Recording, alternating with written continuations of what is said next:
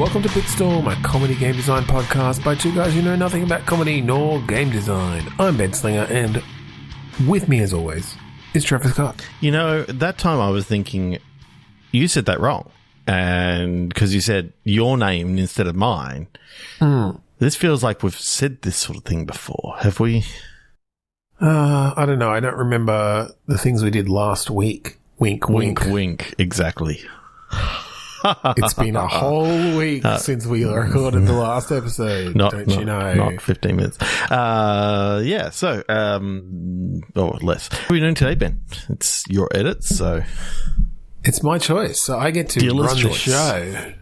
I think we are going to do some random movie prompts and make some video games from them. So... I mean, I kind of just explained it, but this is where we each have a random movie selector in front of us that's going to choose from a database of real movies. And we're each going to get one. We're going to look at the titles, the descriptions. If we know the movie, if we don't, it doesn't really matter. We're just going to use those as a jumping off point for our video game design. Yeah. Sounds good. So let's 3, 2, 1 movie. Let's do it. Fast and Furious. The world to come. Ooh. I have no idea where Fast and Furious is. That the 4th one? Who the fuck knows? Why couldn't they do put some fucking numbers in there? Like they just have to do different combinations of somehow fitting in Fast and Furious. Too Fast, Too Furious. That was good because you knew that it was 22. That's the 22nd one because it's got 2 2s. They should have just followed that pattern. We should be watching 10 Fast, 10 Furious. Yeah. This year. Yeah. Because that would make a lot more sense and know which one's the Fast and the Furious. Fast and the Furious. The fastest and Fast and Furious. 3 Fast, 3 Furious. Wasn't there an old, Flash animation that had, Probably. That's how long this franchise has been going for. Flash was a thing. Flash was still a thing. All right. Fast and Furious. Let's not take... I mean, it can maybe be car-related, I guess, but we're not gonna take the actual, franchise. I mean, well, although having said that, has there been a Fast and Furious game? Have they had 10 movies and no games? I think there has been, might have been one game. Attempt of doing a game, but I reckon we could do it better. And believe me, you don't want the world to come. In 1856, 2 women forge a close connection despite the isolation on the American frontier with muscle cars. I don't know, that. Maybe we just take the title. Maybe the name of the game is is Fast and Furious: The World to Come. Yeah. Okay, so I think. What would make then? Let's think about what would make a good Fast and the Furious game, because it's about cars, it's about heists. Often, I don't know. I also haven't watched all of the movies, so there is some heists in the later episodes. Yeah, that's what I thought. It turned into a bit of an action packed. Yeah, it's not just about racing. It's just about it's action with cool car stunts, basically. It's action with cool car stunts and Ocean's 11 thrown in for the fun of it because, Yeah, and family. And family. It's all about family. It's all about family. I am Groot.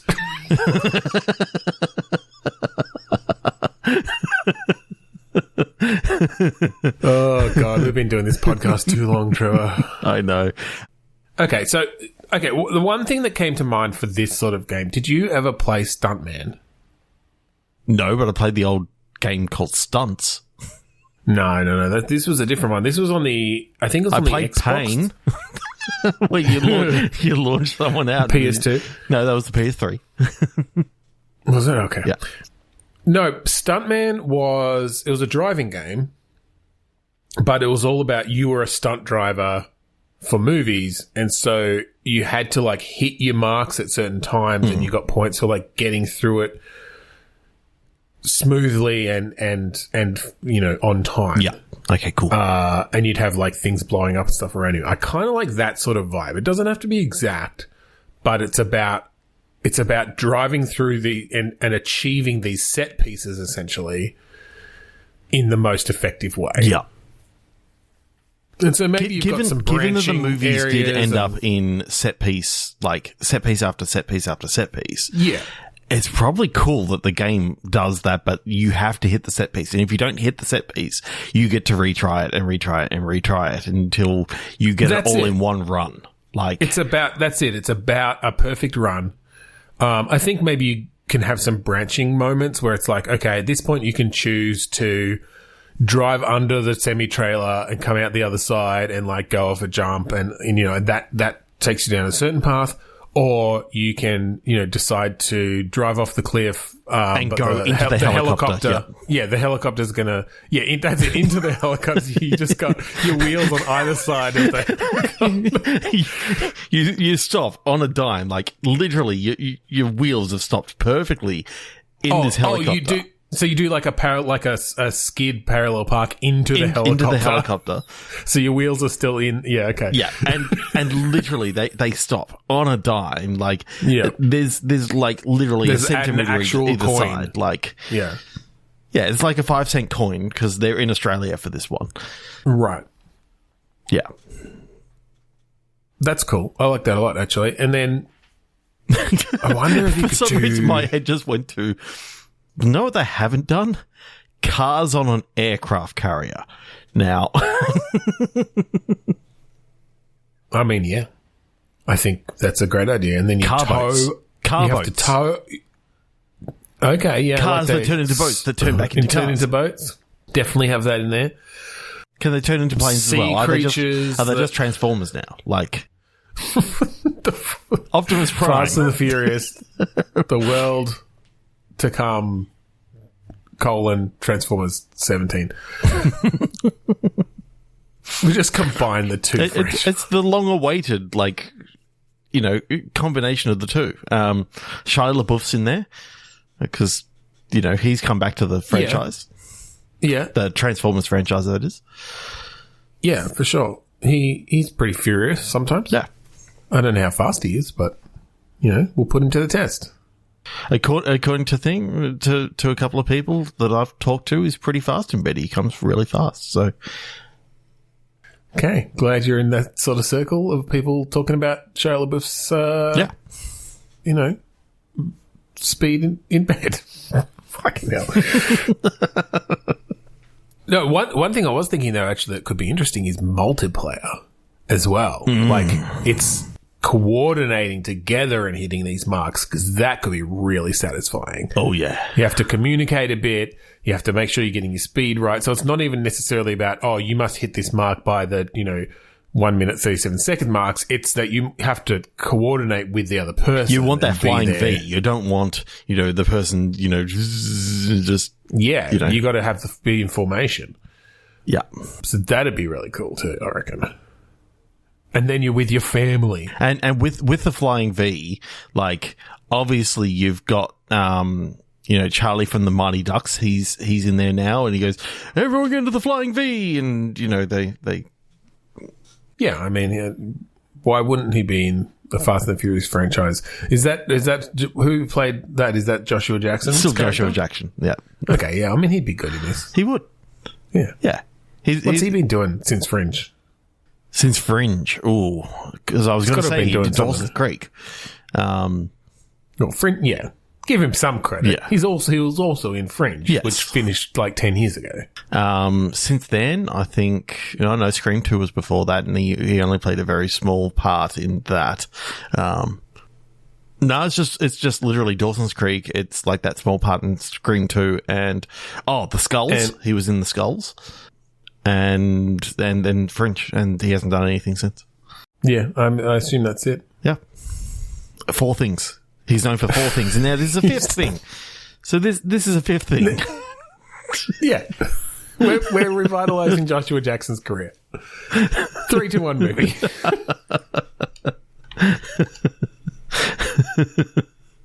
If Joshua Jackson is listening to this, I'm sure you've been doing some great stuff. I'm sorry. 3 to 1 movie, Trainwreck. Dragon Knight. I kind of like mixing. Again, that was the last episode where we talked about steampunk, but steam engine-y sort of stuff with dragons. Yeah. Like you're digging a train tunnel. They dig a train tunnel and they awaken a dragon in the mountain. Mm. In like the Industrial Revolution or whatever. I mean, literally, they have a dragon at the front who's just using his flame breath just to blow this tunnel in the mountain. Oh, you're saying they're using dragons to build their train tunnels? Yeah. I was saying that they were building tunnels for trains and they awakened, like, not that there were dragons already in the world. Okay. But no, there could be. I mean, it could be more there's domesticated dragons. They've got domesticated dragons, and the reason why they're building all these tunnels through the mountain is because, this is the typical nesting area of, like, really, really nasty dragons that would fry the whole... Okay, I do like this. I don't think they know, though. I think this is a world where humans have domesticated dragons, but all the dragons they've run into so far have been they're about like horse-sized. Yeah. Okay. Yeah. And they've domesticated them to a degree, or they're at least like, or enslaved them, or whatever it is, right? Like as fucking humans tend to do. Mm-hmm. They've asserted their dominion over these dragons, and they're using them as workers, as transportation, as mounts. Yeah. But as they're building this tunnel for their trains, they awaken and act like a different breed of dragon. Yes. And this is much more like the large dinosaur-sized kind of dragon that we're used to seeing. This is like... They go, how do we train this dragon? Barn-sized. Yeah, and there's this boy called Hiccup, and no, we're not going down that path. But no, bring me Jay Baruchel. No, I think then this one can't be trained, And it's Toothful. Because there are a lot of teeth. Absolutely, yes. They call it Toothful. They don't have a concept of toothless, and for this to be the opposite of. It's just it does have a lot of teeth. Yeah, Toothful the Great. Toothful is great and pointy. Yeah. So I think this is again. They do. There is a little joke in there. It's like Smaug. It's like. It's like, oh no, Toothful. Yeah, it's got a lot of teeth. Yeah, not a lot of Smaug, a lot of teeth. There's no Smaug to be found. And so I'm sort of picturing this game as a bit of a, like, again, sort of an action adventure, but there's like dragon riding stuff. Like there's flying around on dragons, shooting fireballs and things at people on the ground or at other dragons, or... Okay. Maybe this like kicks off a war between different factions. World war, but with dragons, and it's ooh, they take to the air.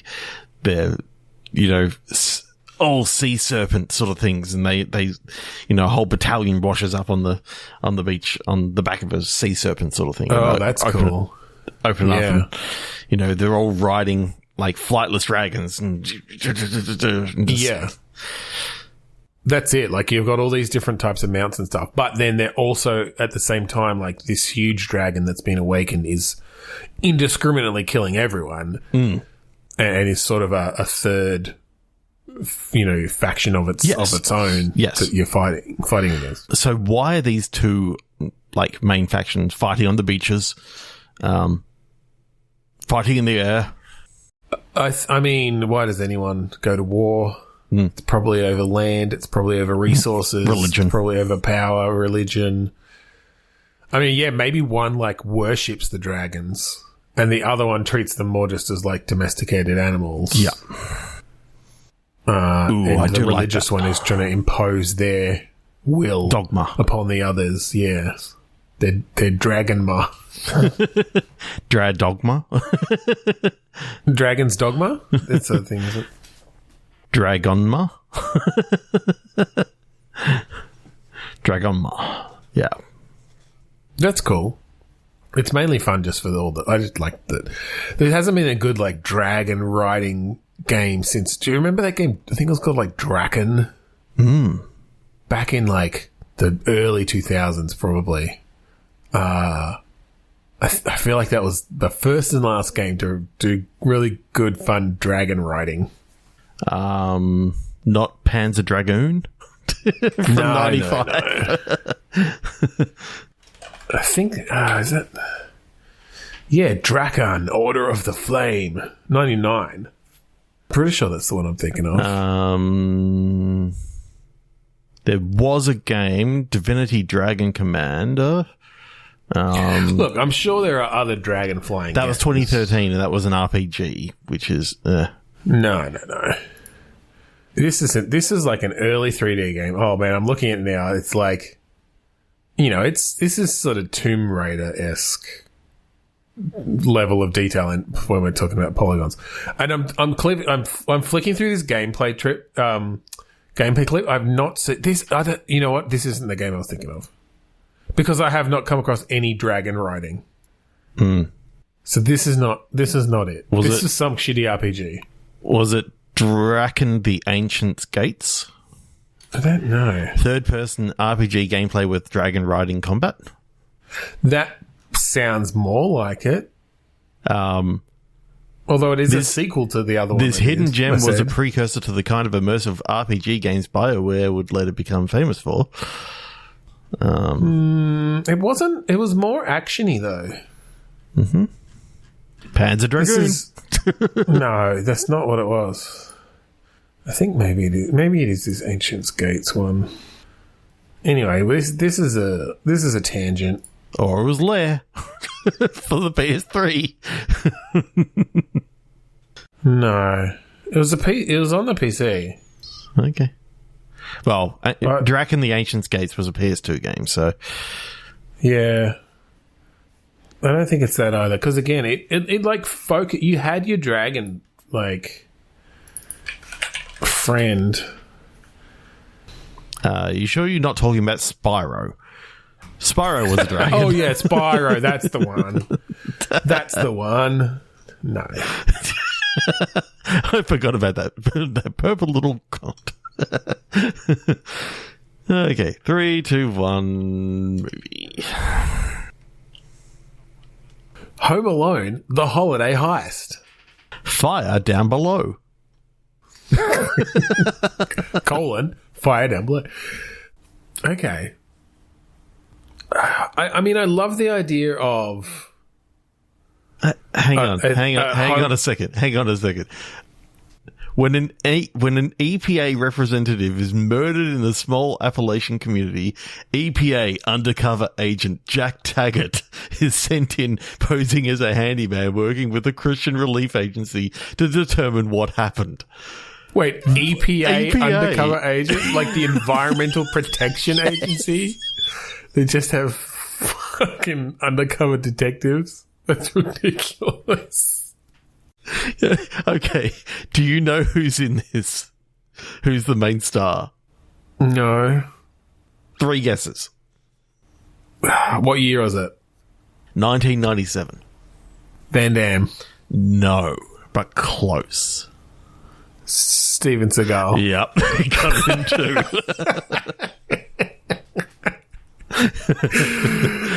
I mean, that's actually... I should have guessed that first because that sort of ridiculous concept is right up his alley. Oh my god. Undercover EPA agent. All right, well, let's take some aspects of that. Home Alone: The Holiday Heist. I think, though, that this undercover EPA agent is coming in to investigate unlawful growing of Christmas trees.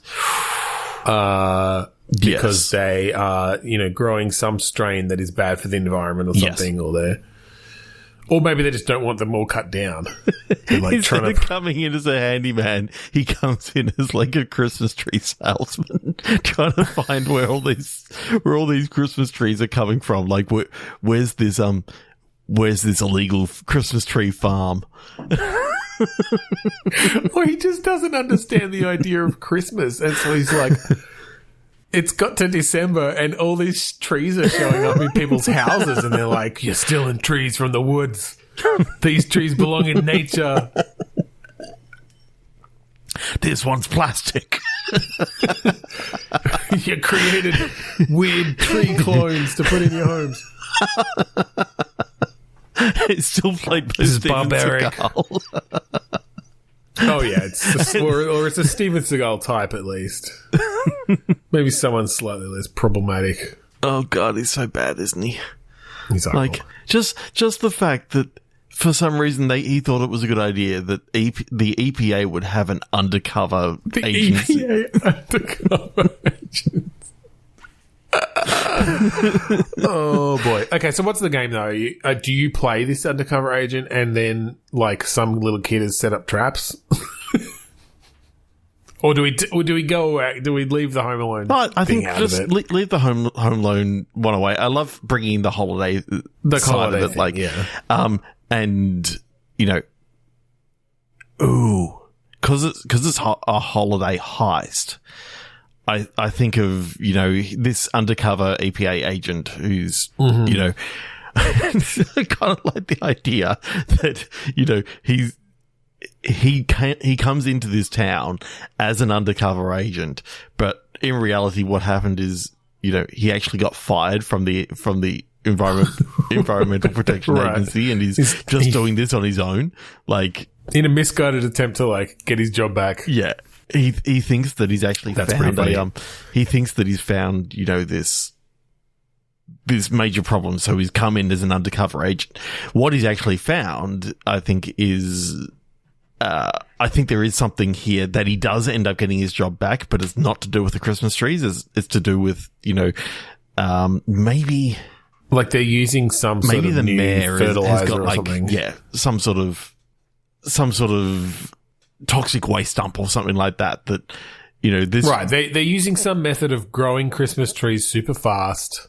Yeah, to prop up the industry that uses these like toxic chemicals and stuff that has waste runoff. but Jack Taggart is literally thinking, you know, we've got to save all these trees. We've got to save the trees. Yeah.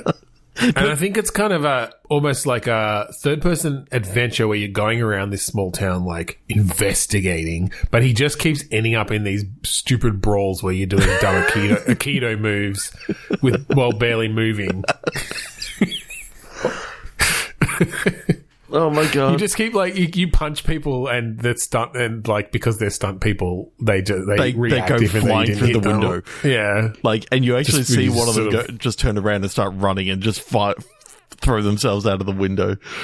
Yeah, just because you like did a little like weak hit towards them, but they work for you. So as in like it's hyper ragdoll. Hyper ragdoll. Your character doesn't have any animation on their arms the whole time. They just like ragdolled constantly, and you just have to like spin around, slap with your weak joints. Your arms are just hanging jelly arms. Oh my god, I love it. Oh my god, that's so funny. 3, 2, 1 movie. Cool. The Mother. This is a recent one. In fact, this came out last week. The Black Demon, which came out not last week, not the week before, but the week before that. All right. Well, we're very topical on this one. The Black Demon is actually a ferocious megalodon shark. Oh. Well, the Mother is actually a deadly female assassin. A deadly female megalodon shark. Who's an assassin? I don't know if we need to quite combine them that way. There's just something about this megalodon shark sneaking through a compound. Sneaking up. There's the target. All right, I'm gonna. How but isn't it in the water? It just has to get wet every now and again. It's got an air. It's just got this air thing. It's like I was more thinking like you see from the guard's perspective, they're looking. There's this massive towering shark hiding behind a fountain.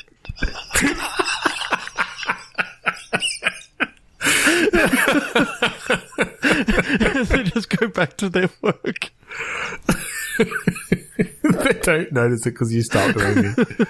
They're like, what are those 3 green dots? It's got the fucking Sam Fisher headgear.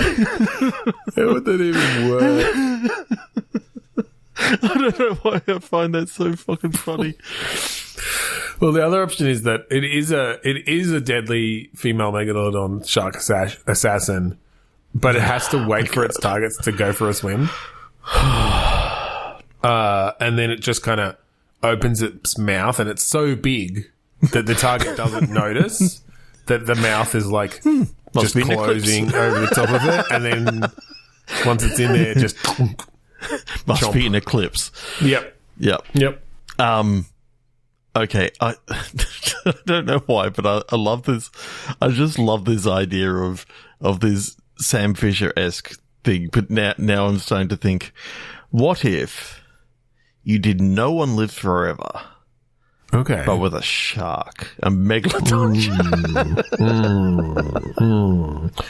Now, when we say megalodon shark, I mean, these things are dinosaur-sized sharks. Like, yeah, they're like the size of a fucking, oil aircraft rig carrier or whatever. Yeah, like a...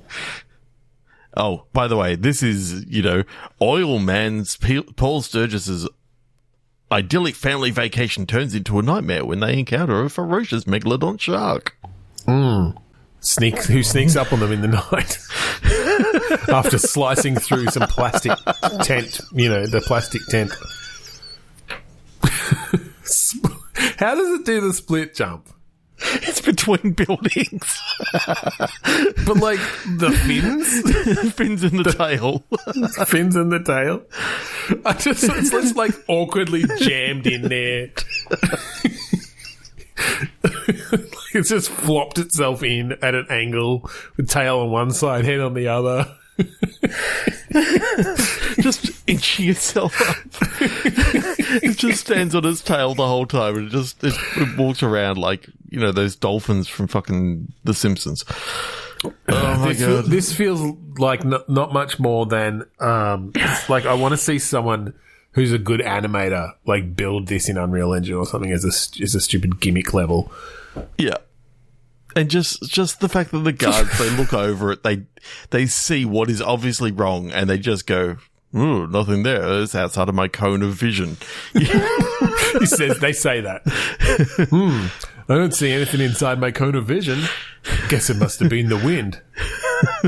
Thump as the megalodon hits the ground. Flops along the street.